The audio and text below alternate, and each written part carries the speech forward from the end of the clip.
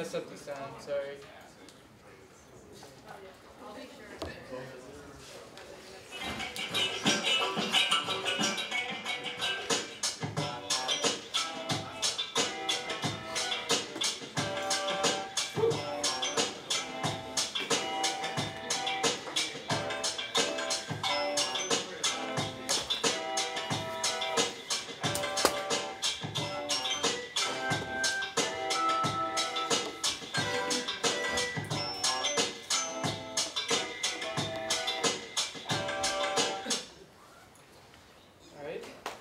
Hello and welcome to DreamCatcher Interactions final presentation. My name is Danny Powell and I'm the 3D artist. I'm Michael Zumbron. I'm a programmer and web developer.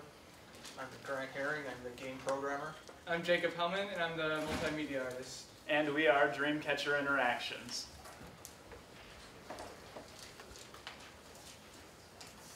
George came to us in January asking, he had a problem. The Envision Center had recently developed a portable virtual reality system, which is the VR system, that mimicked the Cave virtual reality system. The problem was that they didn't know how the systems compared in terms of user performance and interaction.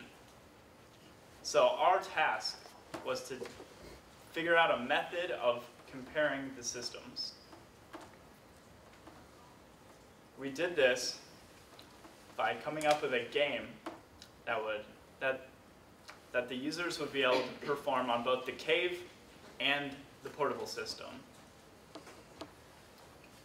At first, we didn't know what metrics to test because there seemed like way too many. So after sitting down with George, we narrowed it down that we were going to test user performance based on 3D interaction with a major focus on depth perception.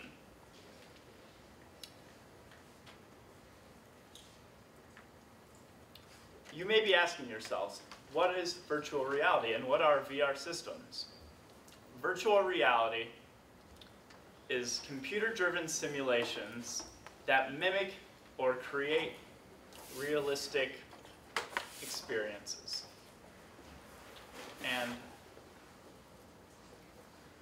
the virtual reality puts the user inside a virtual environment or augmented environment, and the user is immersed with that. The controls in a virtual reality environment are intuitive. That means they're usually motion controlled, so the user doesn't break immersion, unlike some console games that are joystick and button based.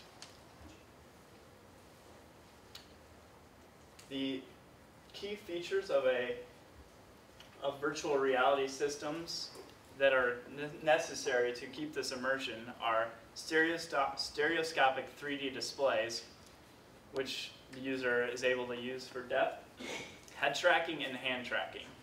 Head tracking follows the user's head, so their perspective is maintained throughout the virtual reality, and hand tracking is used for the motion control. And now I'm going to pass it off. As I mentioned before, we did a comparison study between the Envision Center's Cave system and a portable virtual reality system. Through this, we wanted to be able to figure out whether the differences in the system would affect user performance. The image on the left was the Cave, and the image on the right is the portable. And now I'm going to hand it off to Mike, who will explain the components of each of the systems. All right, thank you, Danny. All right, the Cave is an industrial-grade virtual reality system. Cave stands for Cave Automatic Virtual Environment. There we go. And they started using it in the early 1990s, and they use generally for industrial applications. A Cave consists of at least 3 screens and then a head tracking device. Our system uses 4 screens, which is 4 walls and a floor, or 3 walls and floor. And we use the InterSense IS900, which uses ultrasonic rails that send off to the head tracker, which uses a microphone to actually detect it. And then other systems, they use electromagnetic electromagnetic waves instead, but that causes problems because if you have any metallic items on you or the screen frame is made out of metallic items, it causes just minor glitches then, so that it's less precise. Next slide. We use a 3D projector. The 3 walls actually are rear projection, and the floor then is a downward projection. And then to get the 3D effect, you use the shutter glasses with them. And then the IS-900 head tracker, it allows you to track, it allows the cave to track you within inside of it, and that way it knows where to adjust the camera angle. That way you can see where, like, perspective. This allows you to look within the virtual environment. And the wand controller, on the other hand, allows you to interact with objects within the virtual environment. So you can either pick up an object, throw an object, or in our case, hit a mole with a mallet. And then we have the portable VR system, which is a consumer grade system. They actually use all parts from places that you can just buy it at the store, whether it be local or online retailer. They were all used in game peripherals. They were never actually used and intended for VR systems. So the emerging technology is the use of the 3D TV, the Xbox Kinect, and the Razer Hydra. It can run any simulation that the Cave can if it uses Unity 3D in the Middle VR, which is a middleware in between the game engine and the components. The portable VR system uses a 3D TV, which is a 46-inch, I believe. And then it uses the shutter glass as well to get the 3D effect, the same as the projector of the Cave system. And then we use the Microsoft Kinect, which uses infrared depth sensors, so it tracks your body position, and then it determines where your head is. That way you get the same angle effect that you would with the Cave. And then the Razer Hydra uses electromagnetic waves. That only has like a width of about 3 feet, radius around the orb, which is what emits the waves. And then it's pretty similar to a Wii nunchuck. And then we use that to control and interact with the environment. And you may wonder why we're going portable. It can be wheeled easily from location to location as compared to the Cave, which is a very stationary system. The portable system costs about $10,000 and can be used or made for as low as like $2,500 if you get rid of like the cart and have a cheaper system. And the Cave system though can cost upwards of over $1 million. And it also requires a little calibration for the portable system compared to the Cave, which can cost up to $25,000 to calibrate. I'm going to pass it on to Grant to talk about the game. Thank you, Mike. As we mentioned, the purpose of our study is to compare these two systems with regard to how well users can perform on each in the area of 3D interactions requiring depth perception. To that end, we created a game that can be run on both systems, a virtual reality version of Whack-A-Mole. Whack-A-Mole originated as a classic arcade game created by Aaron Vector in 1976. In it, people use a mallet to hit physical mole figures as they pop out of holes. Although our study is not particularly focused on the gaming realm, we figured that Whack-A-Mole is very broadly representative of 3D interactions on a basic level, and therefore comparable to many industrial and academic types of virtual tasks.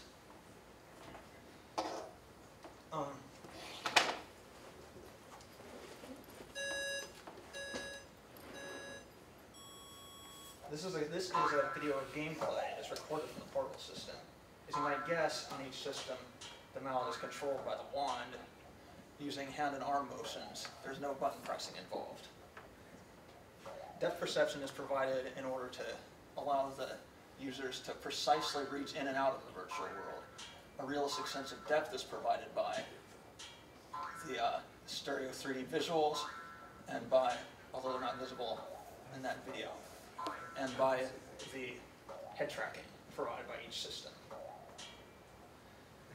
Moles pop up 100 times altogether in each session in random locations and at random points in time. The game records many different many different things, including hits and misses. And with misses being defined as when the user swings and hits the table but does not hit a mole. And it also records precision scores for both hits and misses, as well as reflex times for each successful hit. I'll explain those metrics in a moment. And it measures the speed of a mallet each time it hits a mole, although we did not end up using that metric in this study as it was deemed irrelevant. At the end of each session, the game records all these values in a text file. Our metrics define multiple dimensions of user performance, and the values for these variables are either taken directly from or derived from the values recorded by the game, as I mentioned before. Accuracy is the percentage of successful hits out of all the times the user swung at all. So in other words, if the user hits a mole with every swing, they'll have 100% accuracy. Completion, on the other hand, refers to how many times the user hits the mole over how many times the moles popped up altogether. In other words, it's total hits out of 100. A user can get a very, very low completion score, but a perfect accuracy score if he, for example, swings only 2 times during the entire game, but hits a mole on both swings. Precision is measured in 2 different ways by the game. On a successful hit, the precision is defined as the closeness of the impact to the center of the mole. But on a miss, the miss precision is the distance between the impact and the nearest mole that's above the ground. Speed or reflex time refers to the elapsed time between when the mole emerges and when it is hit. But most important in our study is overall performance, which is a weighted sum of normalized versions of the above scores. The weighting is according to importance and is detailed in the table on the lower right. The overall performance is on a scale of 1 to 100, with 100 being best. After user testing, in each case, we gave a post-test survey to the testers. This survey was in 3 parts. The first 2 parts corresponded to the 2 systems, the Cave and the portable VR system, and they were given right after the play session on the corresponding system. Each of these asked users for their opinions on the effectiveness of the individual components. And the purpose of this was to try to isolate any bottlenecks, if any of the components was holding back user performance on one system or the other. The third part was given at the end, and it just had general usability questions, which were basically, had users used the hardware before, and what did they think of each system's relative difficulty and enjoyability. This was not directly related to our study, but it was more meant to inspire future studies potentially due to the results. Now I'll hand this off to Jake with the results of our study. Okay, so our initial expectation was our null hypothesis. This was that we predicted that the 2 systems would generate similar results and scores, and we wanted to test against our alternative hypothesis that the Cave was better. So even after we got all of our scores from each user, we had 23 users total test on alternatively each system. So one user started with the Cave and then tested in the portable system, and the next user would test in the Cave, or test in the portable and then use the Cave. This was to avoid any skew data due to users being conditioned to the test and getting used to playing it. So right away we could tell that the Cave overall performance right here was better than the portable overall performance. But we couldn't prove it. So we talked to our statistician about proving this data. She decided that we should do a matched pair design. So we plugged our data into SPSS software and generated a pair t-test, resulting in a significance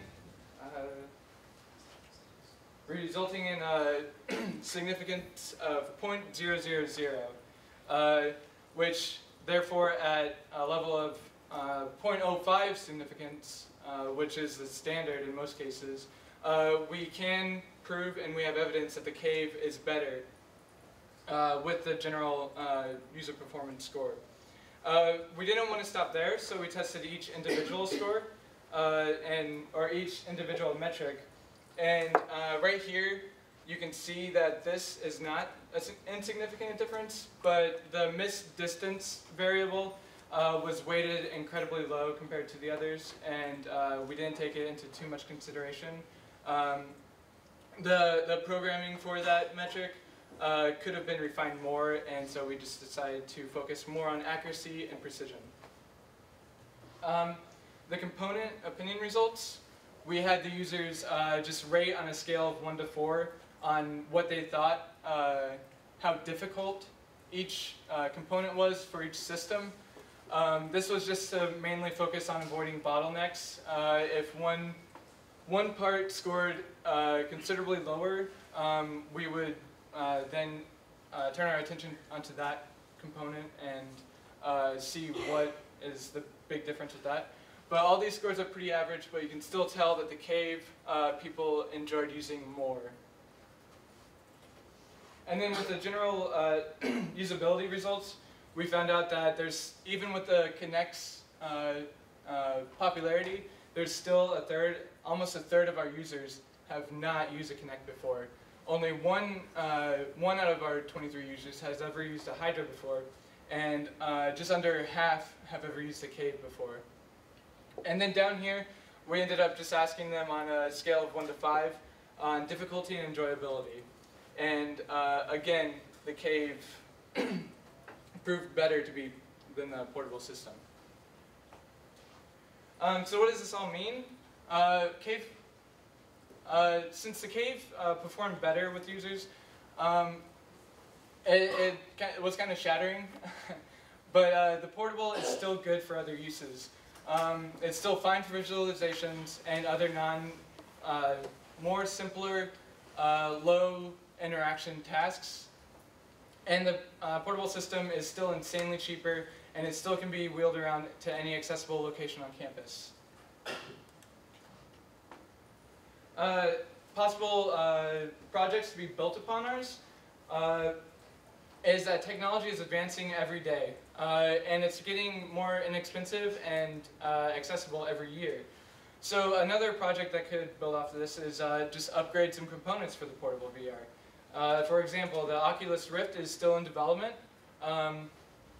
but it should be released sometime this year, and it promises cutting-edge head tracking capability with its head-mounted display.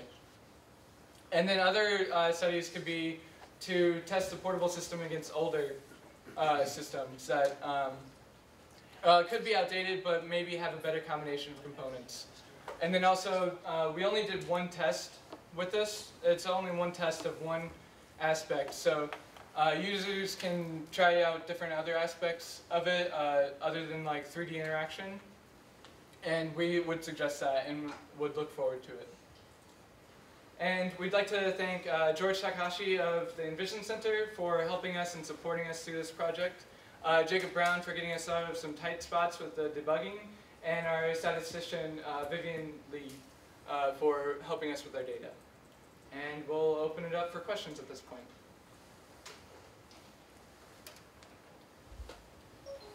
Were any moles harmed in the testing? No. They're all make-believe. And they're alive and well, right? Yeah. Just as a note, when you're talking about statistical analysis, don't say prove. Okay. Okay. Sorry, that's how, I don't know. Our statistician just gave us a little bit of help, and I took that class too long ago to remember the taxonomy. There are safer words like validate and things like that. Prove is very strong. Where were you yesterday? Outside of the numbers, did your testers give you any verbal feedback as to why they preferred one system over the other? Actually, we only had one user to prefer the portable system. I can't remember exactly what they said was better. 3%. The main reason people preferred the Cave over the portable system was because they felt that the 3D depth perception, they were able to tell how far along the row they were hitting the moles. So on the portable system, since the Razer Hydra can only track so far, you have to maintain a distance over that orb. It was a little bit more difficult for people for that. Actually leads me to the next question I want to ask. Would adding a shadow help with that perception issue? You got no cast shadow off of your mallet, so it's really, at least in the 2D view, it's very hard to tell where that mallet is in space. Yeah, that's true. Again, the Razor Hydra only had like a 3-foot diameter around it, so it was physically more difficult to get the mallet further back on the portable system. I think the reason that there was no shadow was mostly because we wanted to rely as much on depth perception as possible, because depth perception is one of the things we were mainly wanting to test between these two. We figured that it could potentially be pretty similar between the two, because like even very old technology was able to use stereo 3D effectively, for example. Yeah. So we felt that shadows would make things a little easier to kind of bypass the depth perception aspect of it all. Yeah, and the head tracking would, I don't know, that could have provided a problem if we had a shadow generate with each one. I'm not sure. There was head tracking involved in it, and it would, the shadows could, I don't know. We considered that. Okay. You got a metric in there about like reaction time, and that was defined as the time from the mole popping up until the time it was whacked. Yes. So So yeah, that was speed. because you have multiple moles that appear on the screen at the same time, it doesn't seem like that would. It seems like if it was one at a time, that would be an applicable metric. But because that one in the back corner, they probably never hit that one the entire game. So that's gonna. I feel like that would skew the results. Like their reaction time would have been, 30 seconds, which. Yeah. I see your point. We It did would throw kind of- out speed for the general user performance score. No, that was a different. That was a different speed aspect. That was how fast the hammer was moving. That was one we threw out. But I see what you mean. But it partially depends on the playing style. Like for example, when I play it, I tend to hit them in order to try and get as many as possible. So it is more applicable to that playing style than others. But you do have a valid point. So I guess it's fortunate that we did weight it only with a 0.5 rather than like a 1 in the formula for overall performance. Right. And I think just probably watching that video, or the video that you demonstrated as part of the presentation, it didn't look like they were using that same playing style. Actually, that was me. Was I that- don't think I was playing very hard that time because I wasn't trying. I was trying to give a non-skewed representation. It's just an observation. But they were random, right? They popped up randomly. Yeah. Yes. Yeah. So there's a likelihood, So now that we're talking about the weights, how did you establish the actual values for the weights? I figured that precision and accuracy were the main two. They were the main two involved with locating the objects in 3D space and with like the depth perception. Speed is, I mean, that was just now, the question just now proved why speed is of lesser importance than, because it's a bit more ambiguous. The 0.25 weight assigned to missed distance was mainly due to the fact that I kind of realized later on, after our methods were already kind of set, that it really wasn't a very good metric, missed distance, because like if you miss a mole because it went back down into the ground, it picks the nearest mole above the ground to measure that distance, and it could be kind of anywhere more or less. So I figured that if that was going to be used, it might be representative of something still, but it was a bit random, so I figured I weighted it pretty lightly.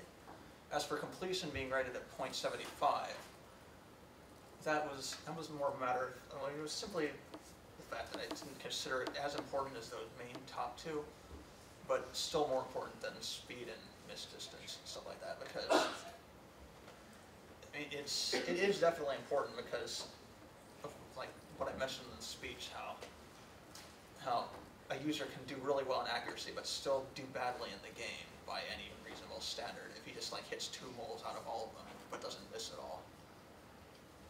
Like doesn't miss with the hammer at all. So, but still, I figured it wasn't quite as relevant to the depth perception interaction thing as the accuracy, which is hitting the mole rather than missing, deals with hitting the moles rather than missing them, and the hit precision, which is also weighted highly. That's the one where it's how close to the center of the mole the hammer hits when it does hit a mole. So it's how squarely the hammer hits the mole. that too involves precision of meeting with the object in 3D space. Does that answer your question? Why did you choose the Razor Hydra?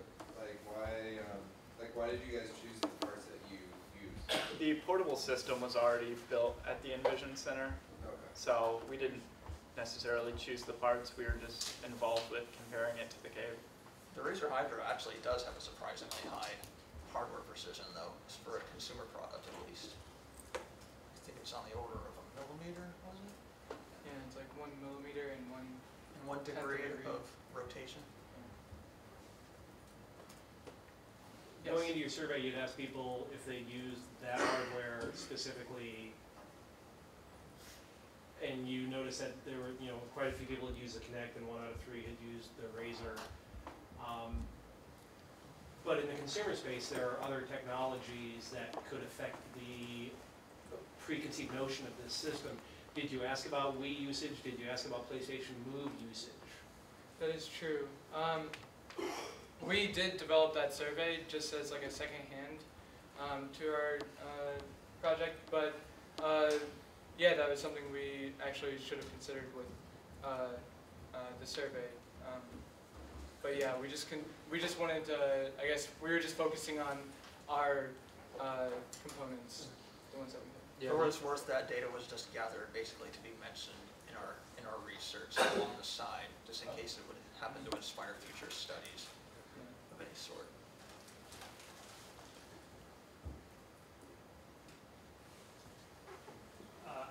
I saw that in the cave system, you guys have like 3 screens for this, right?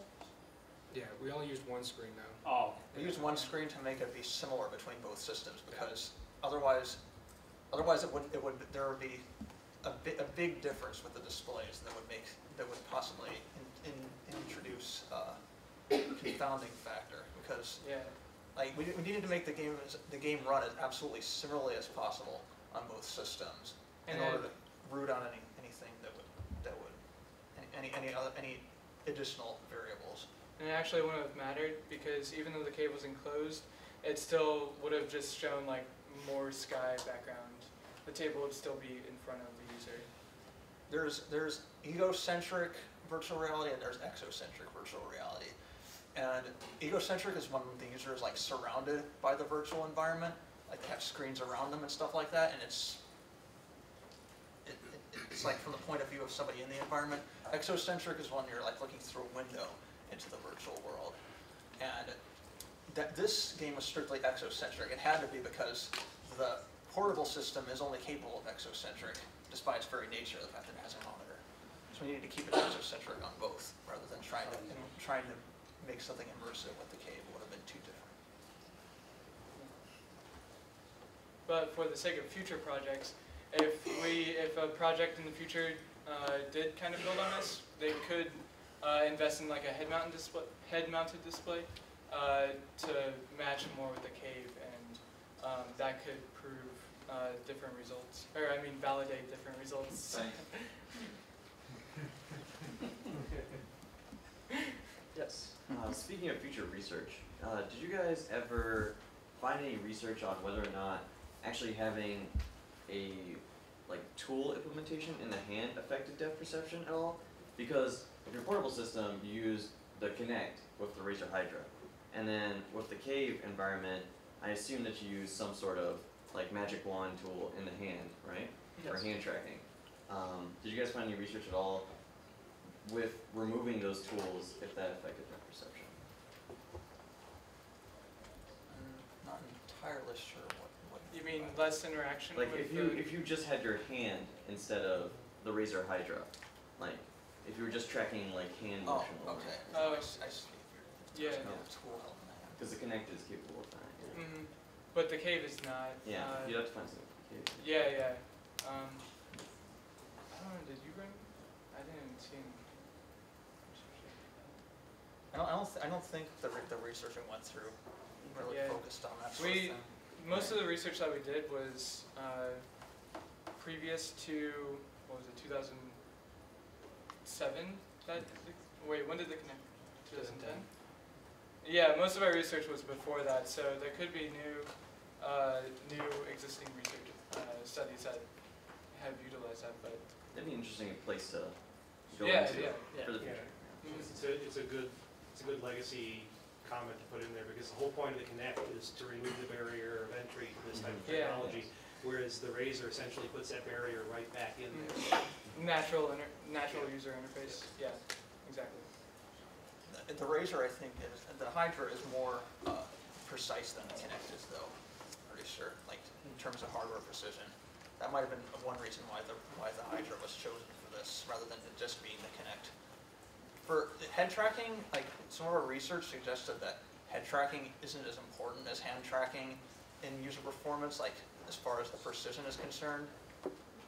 Because hand tracking is critically important because what you do with your hand often has to be very precise, where the camera view is a bit more of a secondary thing. Even if the Kinect is not as good as the Hydra, that could still be all right. But it's best to have as high end components as possible within the appropriate costs. Yes and no. You can look at a loss of fidelity as a technical problem. You can also look at it as a game design problem. You know, if your fidelity's not that great, then maybe you spread your mole holes out a bit so that accuracy isn't all that important because they're not so tightly packed in there. There's always two ways to look at something, and not necessarily jumping at the technical limitation as being a problem is one way to do it. Look at it as an opportunity to look at a bigger issue of what you might be dealing with. I see what you mean, but like I was trying to make this representative very broadly, like we all were. We were trying to make this representative very broadly of 3D interaction in general, and that would include more precise things that might be used in industrial contexts. So I figured that if the test only applied to certain things that required low precision, it wouldn't be very generalizable and might not prove very much about this relative to the cave in terms of capability overall. I was curious if in either system you make a correlation between the head tracking and the hand tracking. So I assume for the portable system you use the Kinect purely for head tracking, Yes. and you use the Hydra for hand tracking for your user input. But the Hydra, as I understand it, would be a relativistic input.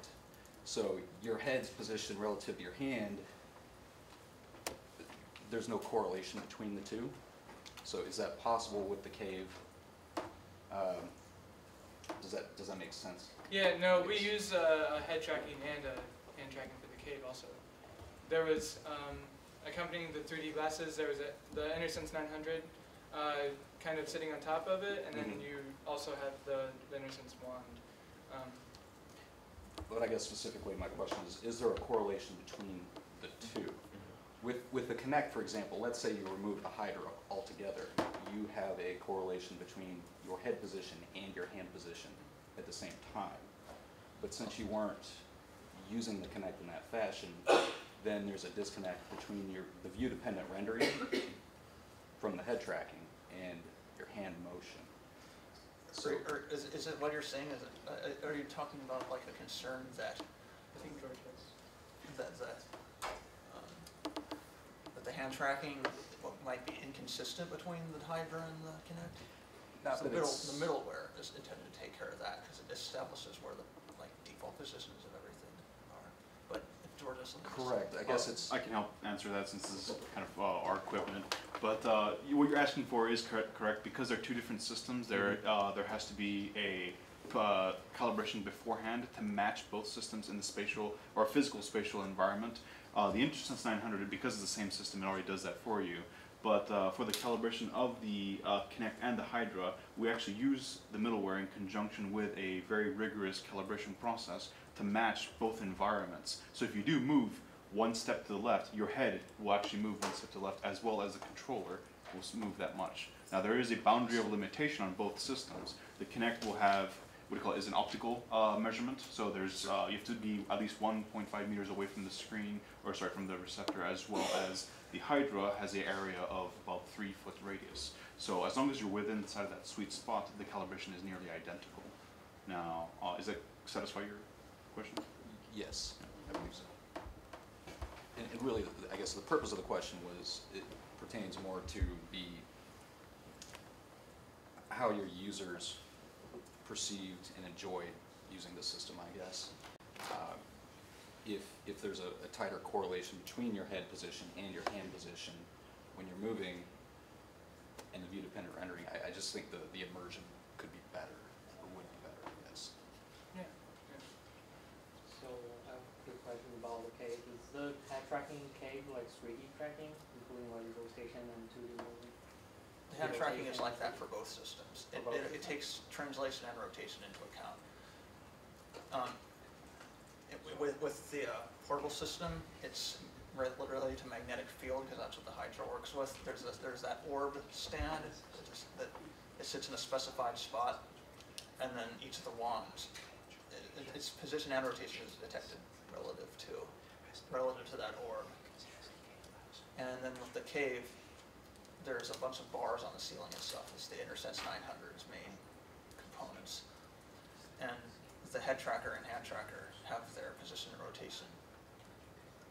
They're below that, obviously. And the translation and rotation are detected relative to that.